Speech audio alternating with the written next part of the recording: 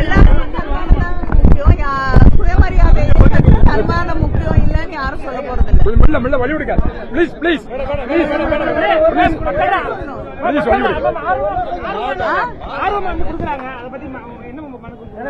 இல்லைங்க. திராவிட முன்னேற்ற கழகத்துடைய தேர்தல் அறிக்கை மீது மக்கள் நம்பிக்கையோடு கொண்டு வந்து மனுக்களை தருகிறார்கள். அவர்களுடைய கருத்துக்களை எங்களோடு பகிர்ந்து கொள்கிறார்கள். அடுத்து ஆட்சி அமைக்கப் போவது திராவிட முன்னேற்ற கழக ஆட்சி என்ற நம்பிக்கையோடு மக்கள் வருகிறார்கள் என்பதை இது தெளிவாக காட்டுகிறது. அது மட்டும் இல்லாமல் ஒரு வாக்குறுதியை கொடுத்தால் நிறைவேற்றக்கூடிய ஒரே இயக்கம் திராவிட முன்னேற்ற கழகம் என்ற நம்பிக்கையோடு வருகிறார்கள். நிச்சயமா புதிய கட்சிகள் வருவதற்கு வாய்ப்பு இருக்கு. ஆனா அது யார் என்பதை நம்முடைய முதலமைச்சர் அவர்கள் தான் முடிவு செய்வார்கள். கருத்து கணிப்பு எப்படி பாக்குறீங்க? திமுகவுக்கு சாதகமான ஒரு கருத்து கணிப்பா வந்திருக்குது.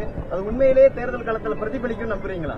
இல்லைங்க, எந்த கருத்து கணிப்பு வராட்டியும் நிச்சயமாக தேர்தல் களம் திராவிட முன்னேற்ற கழக கூட்டணிக்கு சாதகமாக இருப்பதாகத்தான் நான் கண்கூடாக ராகுல் காந்தி அவர்களோடு சந்திப்பு நடத்தினீங்க. அந்த பேச்சுவார்த்தை சுமூகமாக இருந்ததா? அந்த கூட்டணி எப்படி புத்தி செய்யப்பட்டு விட்டதா? இல்ல இன்னும் அதுல இல்லைங்க, இல்ல கூட்டணி உறுதி நான் செய்ய வேண்டியதில்லை. முதல்லயே கிட்டத்தட்ட பல ஆண்டுகளாக காங்கிரஸ் இயக்கத்தோடு திராவிட முன்னேற்ற கழகத்திற்கு ஒரு கூட்டணி இருக்கு.